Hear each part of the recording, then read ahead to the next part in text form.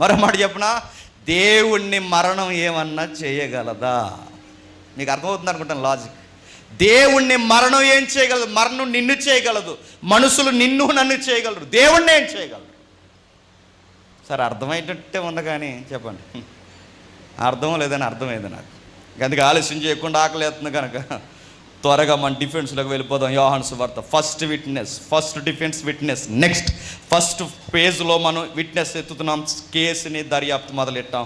యోహాను సువార్త 18వ అధ్యాయం. యోహాను సువార్త 18వ అధ్యాయం మొదటి 6 వచనాలు చూడండి.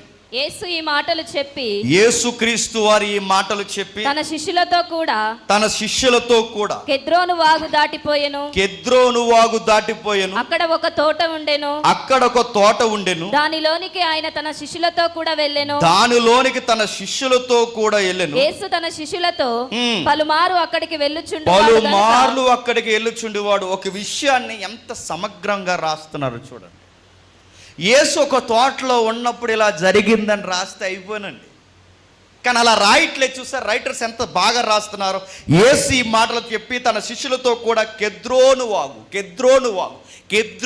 వాగు పక్కే ఒక తోట ఉంది. ఆ తోట పేరు గెత్సేమనే తోట. ఇప్పటికీ సౌండ్ సొసైటీలో ఉందా లేదు చెప్పండి? ఉంది. ఇప్పటికీ కెద్రోను వాగు ఉందా లేదు చెప్పండి? ఉంది. అంటే ఇవన్నీ వాగు వాస్తవం అయితే, తోట వాస్తవం అయితే, 12 మంది శిష్యులు వాస్తవం అయితే, ఆయనకి వెళ్ళే అలవాట్లు వాస్తవం అయితే, దేవుడు శరీరుడిగా వచ్చాడన్నది కూడా వాస్తవం. ఎవిడెన్స్ అంటారు అది. జడ్జిలు గమనిస్తున్నారు అనుకుంటా, మీరు కూడా జడ్జిలే, వినండి. ఎవిడెన్స్, జాగ్రఫికల్ ఎవిడెన్స్ చెప్తున్నాడు. ఇదిగో కెద్రోను వాగు దాటి వెళ్ళిన అక్కడ ఒక తోట ఉంది. తన శిష్యులతో అలవాటుగా అక్కడ వెళ్తాడు. ఎందుకు వెళ్తాడు అలవాటుగా? రెస్ట్ కోసం కాదు, ప్రేయర్ కోసం వెళ్తాడు. చిమ్మ చీకట్లో రాత్రి వేళ తన తండ్రితో మాట్లాడుతున్నాడు. పగటి వేళంతా సర్వీస్ చేస్తాడు, నైట్ టైం ప్రేయర్ చేస్తాడు. ఆ ప్రార్థన చేస్తూ ఉండగా ఒక విషయాన్ని రాస్తున్నాడు 3వ వచనంలో. కావున యూద సైనికులు, ప్రధాన యాజకులు, పరిసయ్యులు పంపిన బంట్రోతులు ఎంట పెట్టుకుని దివిటీలతో, దీపములతో, ఆయుధములతో అక్కడికి వచ్చారు. ఎవరు వచ్చారు? బెటాలియన్స్ వచ్చారు. ఎవరు వచ్చారు? స్పెషల్ ఎస్కార్ట్స్ టీమ్స్ ఉన్నాయి, బాడీ గార్డ్స్. తెలుసు కదా, పరిసయ్యులు శాస్త్రులకి బలిసిన బాడీ గార్డ్స్ ఉన్నారు. బలిసిన వాళ్ళు అంటే అలా మేపుతారు అనమాట. ఎవరు అబ్బాయిలు బాగా తినేసి ఉండి పని వచ్చినప్పుడు రంగంలోకి దిగండి. మన ఇండియాలో ఉందిగా ఆర్ఎస్ఎస్, ఆ టైప్ అన్నమాట. పని వచ్చినప్పుడు ఇగో జాగ్రత్తగా ట్రైనింగ్లు ఉండండి, కక్క ముక్క డొక్క గట్టిగా తిని మన మతం మీద ఎవడైనా ఏదైనా చేస్తే ఫస్ట్ డిఫెన్స్ లైన్లో మీరు ఉండండి అబ్బాయిలని వాళ్ళు మేపేవారు అనమాట. వీళ్ళు ఏమంటారు? ప్రైవేట్ బాడీ గార్డ్స్ అంటారు. అందుకే ప్రధాన యాజకుల బంట్రోతులు. అంటే ప్రధాన యాజకులు అంటే వాళ్ళ గవర్నమెంట్ పోలీసులు కాదు, చెప్పండి, ప్రైవేట్ సెక్టార్లో వాళ్ళని నియమించుకున్న బాడీ గార్డ్స్. సైనికులు వచ్చారు. సైనికులు ఎవరు? వీళ్ళ పోలీసు, వీళ్ళ రోమా పోలీసు. అంటే ప్రైవేట్ సెక్టార్ వారు వచ్చారు, చెప్పండి, గవర్నమెంట్ సెక్టార్ వారు వచ్చారు. 2 బెటాలియన్స్ దిగాయి. ఈ బెటాలియన్స్ 3గా ఫామ్ అయ్యాయి. బెటాలియన్స్గా దిగి ఆ చీకట్లోకి వెళ్తున్నారు, దివిటీలు పట్టుకుని. చిమ్మ చీకట్లో లోపలికి వెళుతున్నప్పుడు ఎదుగుతున్నారు ఆయన. శిష్యులందరూ ఒకలాగా ఉన్నారు, యేసుక్రీస్తు వారు కూడా ఒకలా ఉన్నారు. ఆయన శిష్యులతో శిష్యుడిగా కలిసిపోయి ఉన్నాడు. ఈరోజు అయితే బోధకుడు ప్రత్యేకంగా తెలిసిపోడండి. ఈ తరం స్పీకర్ నాకు నిలబెడితే తెలిసిపోద్ది. ఇప్పుడు ఇంతమందిలో స్పీకర్ ఎవరయ్యట్టు చెప్పేచ్చు టక్కుమని. ఎందుకంటే ఆయనకి ఎండాకాలమైన సూట్ వేసుకుంటాడు. ఆయనే స్పీకర్, ఖచ్చితంగా ఆయన స్పీకర్. ఆ గాలి ఇది ఎలా లాక్కుంటారు, ఇలా ఎత్తుకు వేసుకోవడం ఎదుకు, లాక్కోవడం ఎదుకు.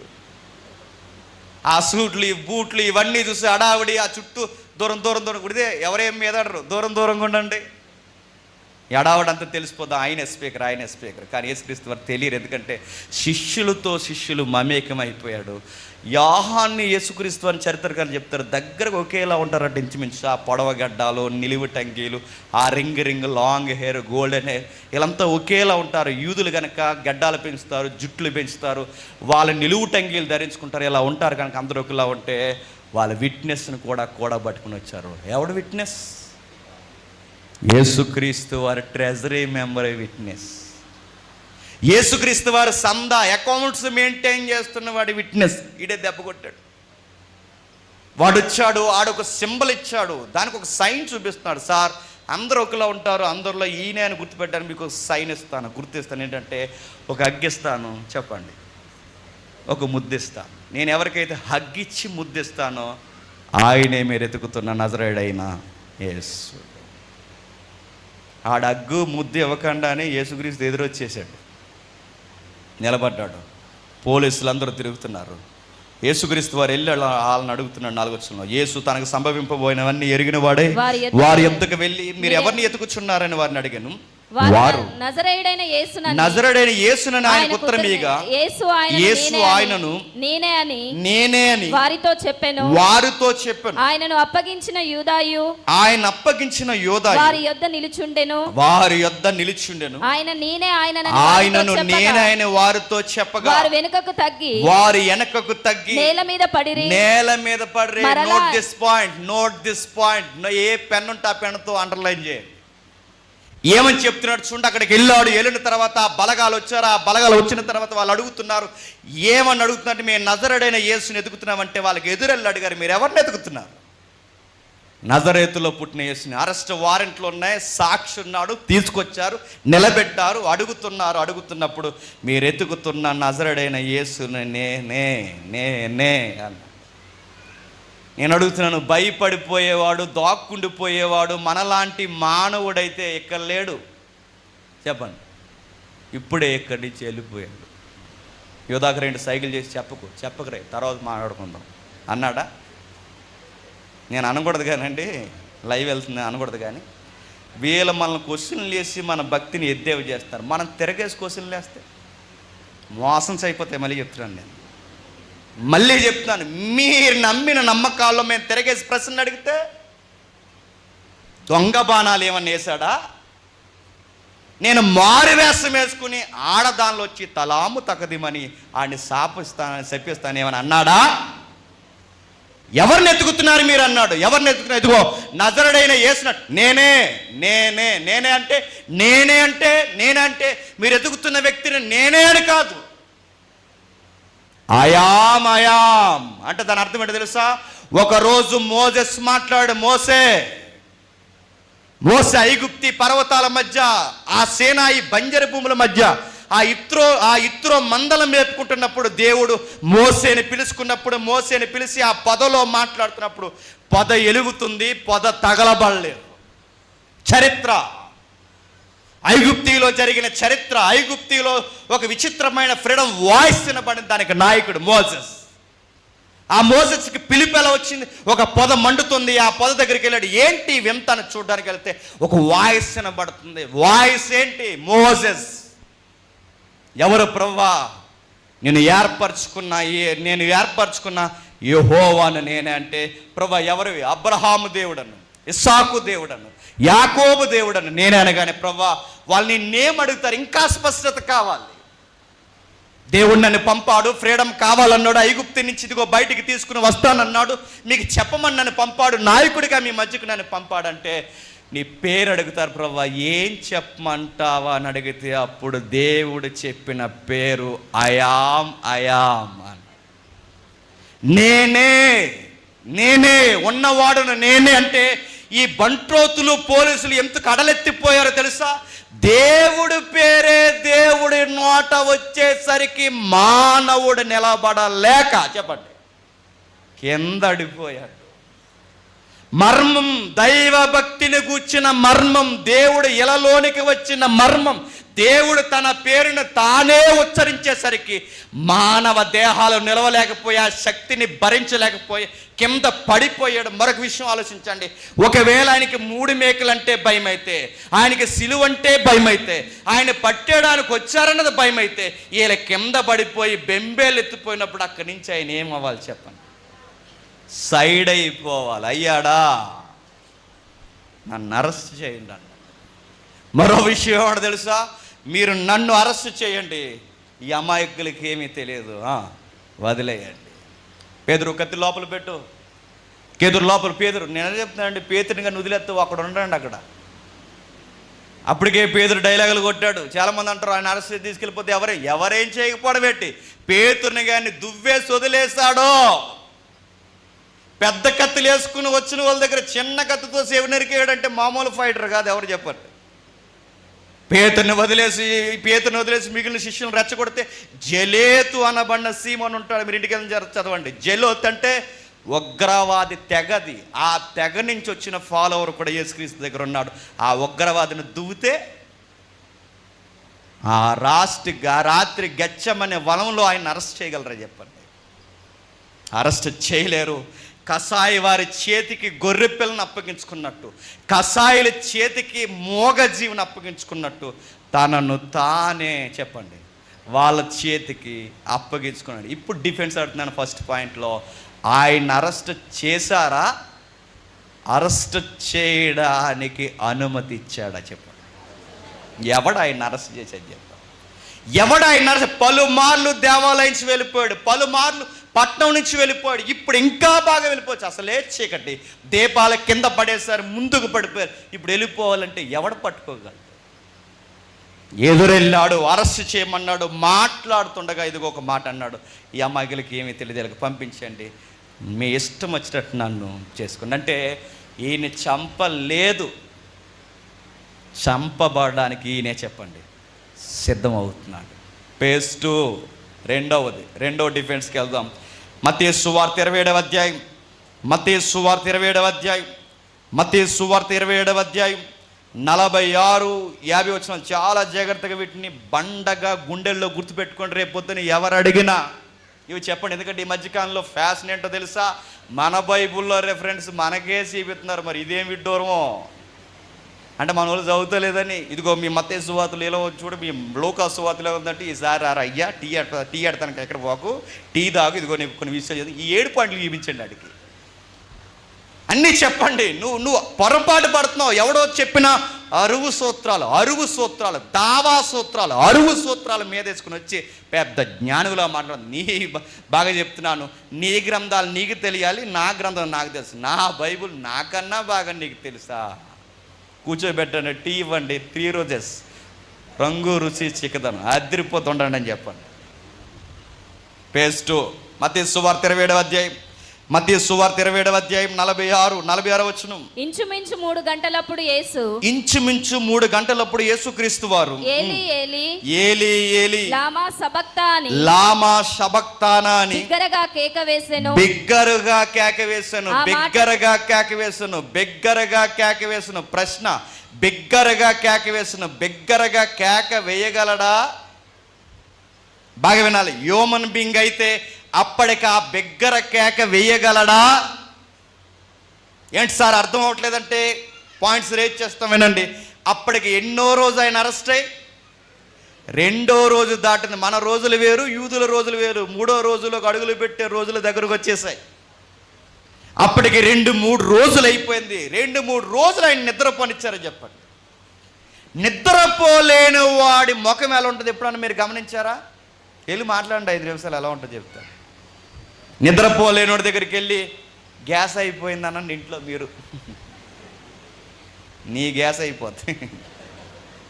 నిద్ర లేని టైంలో ఎక్కువ మాట్లాడుకోదు, చికాకు ఉంటుంది, ఇరిటేటింగ్ ఉంటుంది, అసలు ఏ విషయం పొరకెక్కదు. నిద్ర లేకపోతే, పైగా నిద్ర లేనోడికి అన్నం లేకపోతే, నిద్ర అన్నం లేనోడికి నీళ్ళే లేకపోతే, నిద్ర అన్నం నీళ్లు చివరికి అప్పటికే కొరడా దెబ్బలు కొట్టుంటే, అప్పటికే భయంకరంగా హింసిస్తే, అప్పటికే పశ్చిమ్రాని మీదకి ఎత్తితే, ఇంత బాధలు పెట్టిన తర్వాత నేను మరలా చెప్తున్నాను, నిద్ర లేకుండా, అన్నం లేకుండా, నీళ్లు లేకుండా ఉంటే ఈ పనిష్మెంట్ చేయాలండి. అప్పటికే మనిషి చచ్చిపోతాడు, అప్పటికే చనిపోతాడు. ఇంత మ్రాను మోసి జెరూసలేం సిటీ నుంచి గొలుగత్తా కొండకి దూరం ఎంత, కాలం ఎంత, దూరం ఎంత? 5 కిలోమీటర్లు. 5 కిలోమీటర్ల దూరం 100 కేజీల పచ్చిమాను నువ్వు మోయగలవా? నీకు 3 రోజులు అన్నం పెట్టకుండా పచ్చిమ్రాన్ నీకు ఎత్తితే నువ్వు మోయగలవా? పచ్చిమ్రాన్ వద్దు, ఒక 25 కేజీల నీళ్ళని మోయగలవా? 5 km రన్నింగ్ ఎట్టేవారు తీస్తారు 2 తెలుగు రాష్ట్రాల్లో. చక్కగా నెలలు ప్రాక్టీస్ చేసి 5 km రన్నింగ్ చేయండి అంటే 2 కిలోమీటర్లకు వెళ్ళేసరికి బండ్లు ఆగిపోయాయండి. 5 కిలోమీటర్ల మ్రాను మీద ఆయన మ్రాను మీద వేసుకుని, పశ్చిమ్రాన్ని మీద వేసుకుని, నీళ్ళు లేకుండా, అన్నం లేకుండా, అలిసిపోయి నిద్ర లేకుండా ఆయన వచ్చాడు. ఎలా ఎలగలిగాడు? ఈ విషయాలు ఆయన సిలువ వరకు వద్దండి, మనకే గనక ఈ విషయాలన్నీ ఎక్కిస్తే ఆ కొండ దిగువని అక్కడికి వెళ్ళకుండా ఆయన చచ్చిపోతాం. సామాన్యమైన మానవుడు అయితే చనిపోతాడు. చాలామంది ఈజీగా అంటున్నారు, అరే చంపేస్తే చనిపోయాడని ఎవడన్నాడు? అదే పనిష్మెంట్లు నీకు ఇస్తే నువ్వు ఉండగలవా? నేను అడుగుతున్నాను, నువ్వు ఉండగలవా? నువ్వు ఉండలేవు. బైబిల్ చెప్తుంది ఇంకా ఏం జరిగింది? మరణం తనకు తానుగా ఆయన దగ్గరికి రావాలని విశ్వ ప్రయత్నాలు చేసింది. ఆయన పర్మిషన్ ఇవ్వకపోతే మరణం కూడా చెప్పండి రాలేదు. మరణం నువ్వు వద్దన్నా నీ దగ్గర చుట్టంలా వస్తుంది, మరణం వద్దన్నా నీ దగ్గరికి స్నేహితుడిలా వస్తుంది, మరణం వద్దన్నా నీ దగ్గరికి నా దగ్గరికి నీడలా తిరుగుతుంది. ఆయన పర్మిషన్ లేకుండా మరణం ఆయన దగ్గరికి రాదు. ఆగుద్దంతే. రావద్దంటే రాదు. ఎందుకంటే ఎండిన ఎముకల్లో జీవాన్ని ఇవ్వగలిగిన వాడు, కుళ్ళిన శవాల్ని సజీవంగా మార్చగలిగిన వాడు, లేవలేని 30 సంవత్సరాల రోగిని సజీవంగా నిలబెట్టిన వాడు, ఆయన దేహంలోనికి మరణం వస్తుందంటే ఆయన విల్లింగ్ లేకుండా రాగలదా? నెవర్, రాదు. అందుకే రెండవసారి డిక్లేర్ చేస్తున్నాడు. మత్తయి ఎంత బాగా రాస్తున్నాడు చూడండి. అదే 27వ అధ్యాయం 50వ వచనం చూడండి. యేసు మరలా బిగ్గరగా కేక వేసి అంటే బిగ్గరగా ఆ టైములో సామాన్యులు కేక వేయలేరు. బిగ్గరగా వస్తుందా? మీకు ఉదయం నుంచి సాయంత్రం వరకు ఈ సెషన్స్ పెడితేనే మీ మొఖాలు ఎలాగైపోయినాయి చూడండి. 3 రోజులు ఉపవాస గురికి పెడితే కొంతమంది ఎలా మాట్లాడతారు తెలుసా? స్లోగా మాట్లాడతారు. Slow prize lad brother. ఎలా అంటే ఫాస్టింగ్లో ఉన్నావు నువ్వు. లింగుమని ఓఆర్ఎస్లు తాగేసి, డ్రై ఫ్రూట్స్ తాగేసి, మజ్జిగలు తాగేసి ఈ ఉపవాసానికే నీ ముఖం ఇలా అయిపోయి ఫాస్టింగ్లో ఉన్నాం బ్రదర్ అని నీ దొంగ ఉపవాసానికి ఎంతో వాలిపోతే ఆయనకి భోజనం లేదు, నీళ్ళు లేవు, నిద్ర లేదు. అలాంటి టైంలో కేక వస్తుందా అని అడుగుతున్నాను. మరొక విషయం తెలుసా? మెడికల్ ప్రకారం, మెడికల్ టెంపర్లో అడగండి, అప్పటికే గెచ్చమనే వనములో చాలా బ్లడ్ పోయింది ఆయనకి. చెమట రంధ్రాల్లోంచి చాలా బ్లడ్ వచ్చేస్తుంది. అంత బ్లడ్ బయటకు వచ్చినప్పుడు ఆ వాయిస్ ఎలా వస్తుంది? నార్మల్ హ్యూమన్ బీయింగ్ అయితే ఆ వాయిస్ ఇవ్వగలడా? సామాన్యుడైతే ఆ వాయిస్ని రేట్ చేయగలడా? చేయలేడు. ఈయనెవరు? ఇదిగో మానవ ఆకారంలో కనబడుతున్న కదిలే దేవుడు. ఆయన దేవుడు గనకే శరీరం ఏమీ చేయలేదు ఆయన్ని, మనుషులు ఏమీ చేయలేరు ఆయన. అందుకే ఆయన ఒక ఎప్పటికీ నిలిచిపోయే ఒక స్టేట్మెంట్ ఇచ్చాడు. ఒకసారి చూడండి, యోహాను సువార్త 10వ అధ్యాయం. యోహాను సువార్త ముగించుకుందాం. 10వ అధ్యాయం 17వ వచనం నుండి. యోహాను సువార్త 10వ అధ్యాయం 17వ వచనం నుండి. నేను దాన్ని మరలా తీసుకొనున్నట్లు నా ప్రాణం పెట్టుచున్నాను. నా ప్రాణము పెట్టుచున్నాను. ఇందువలననే నా తండ్రి నన్ను ప్రేమించుచున్నాడు. ఎవడును నా ప్రాణము తీసుకొనడు. నా అంతటా నేనే దాన్ని పెట్టుచున్నాను. ఇప్పుడు చెప్పండి, రోమా పోలీసులు ఆయన ప్రాణం తీశారా? నో. సైనికులు ఆయన ప్రాణం తీశారా? లేదు. మనుషులు ఆయన ప్రాణాన్ని తీయగలరా? లేదు. ఆయనే చెప్తున్నాడు, ఎవ్వడును నా ప్రాణాన్ని తీయలేడు, నా అంతట నేనే. చెప్పండి, నా ప్రాణం పెట్టాలన్నా నేను ఒప్పుకోవాలి, ప్రాణం ఉండాలన్నా నేను ఒప్పుకోవాలి. ఎందుకంటే నా పేరేంటి తెలుసా? ఆ రోజు మేరీకి చెప్పాడు, మేరీ ఒక విషయం చెప్పాలి, పునరుద్ధానము జీవము నేనే. అంటే దాని అర్థం ఏంటి చెప్పండి? రాబోతున్న జీవితానికి జీవాన్ని నేనే, కదులుతున్న ఈ మానవ ప్రపంచ జీవానికి జీవితాన్ని నేనే, కర్తను నేనే, క్రియను నేనే. నా ప్రాణం ఎవ్వరు తీయలేదు. రోమీలు చంపేస్తే చనిపోయేంత అమాయకుని కాదు, 3 మేకులు వేస్తే పీక్కోలేక చనిపోయినని కాదు, 3 మేకులు కాదు, 300 మేకులు వేసినా నేను చనిపోవాలనుకుంటేనే చనిపోతాను. 300 మేకులు వేసినా నేను చనిపోకూడదు అనుకుంటే చనిపోను. నా ప్రాణం నేను పెడుతున్నాను. నా ప్రాణం మీద నాకు అధికారం ఉంది. యోధ పట్టించేస్తే దొరికేసాను అనుకుంటున్నారా? నా శిష్యులే దొంగ మాటలు మాట్లాడితే దొరికేస్తాను అనుకుంటున్నారా? ఈ పోలీసులు నన్ను పట్టేసుకుంటే అమాయకంగా ఉండిపోయినా నో, ఇది నా డైరెక్షన్ అన్నాడు ఆయన. ఇది నా మార్గదర్శకత్వం. నేను పరలోకానికి ఒక వే రెడీ చేస్తున్నాను అన్నాడు.